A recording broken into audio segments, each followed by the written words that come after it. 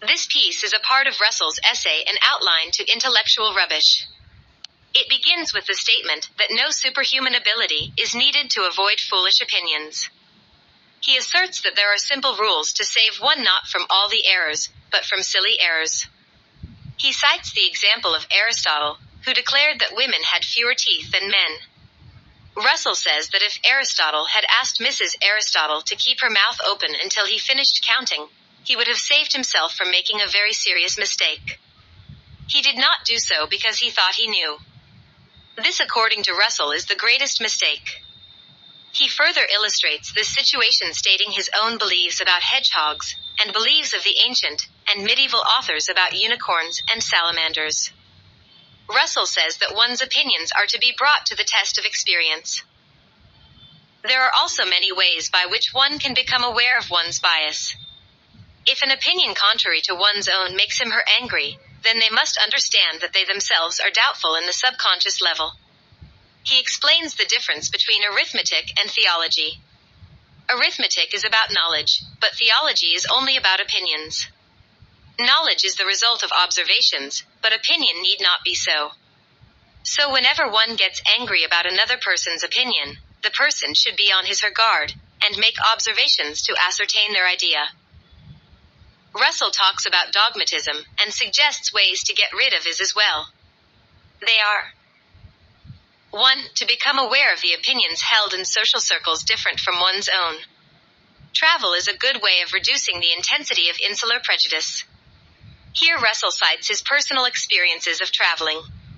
When he was young, he lived much outside his own country, especially in France, Germany, Italy, and US. 2. If one cannot afford travel, they can communicate with people who have different opinions. This will help one to think from the other's perspective. 3. Otherwise one can read a newspaper belonging to the opposite party. If such people and newspapers seem to be mad or mean, one have to caution oneself that they will be seen in the same situation by others. Russell gives another interesting observation, that knowing the customs of other countries will not help always.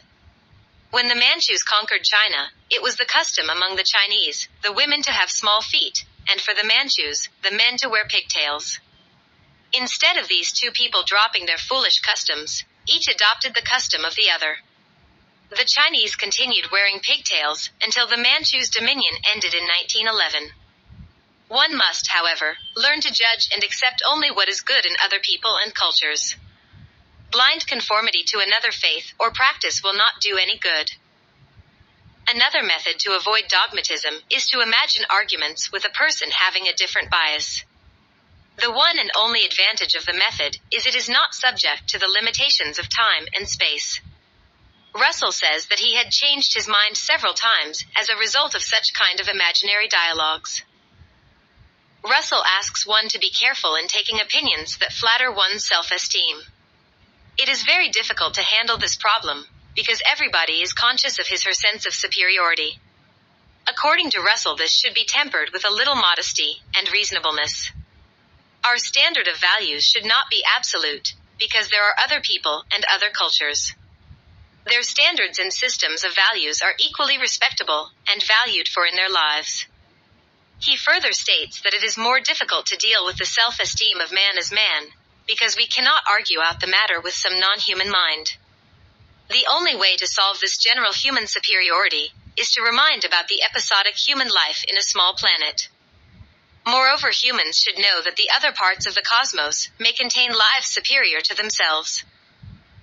Fear, Russell says, is another common source of error. Imagination works negatively and harmfully when one invents certain kinds of fear, disastrous war, ghosts, or entertains illusory gains, eternal life, heaven, etc. One must learn to admit, at least to themselves, these fears. When one overcomes fear, she becomes less superstitious and more rational. Russell gives some examples to show how magic, sorcery, and witchcraft only create illusions of freedom. One becomes really free only when they conquer fear rationally. Russell, citing the example of Socrates on the day of his death, specifies that people speculate about future life, life after death, because they are unhappy with today's world. Such thoughts are also signs of fear. 2. Mark. 2 Mark. Russell suggests 5 ways of avoiding dogmatism. 1 is by making oneself aware of opinions that are in opposition to his own. This can be achieved by traveling, and also by mingling, and conversing with people having different opinions. The second method is avoiding blind imitation, or conformity. The third is by indulging in arguments with an imaginary character that holds a different opinion. The fourth way is by dealing with self-esteem, or one's sense of superiority, which is the most difficult one. The last one is overcoming fear, rationally. It is fear that leads to disastrous wars and unhappiness. So it has to be overcome consciously.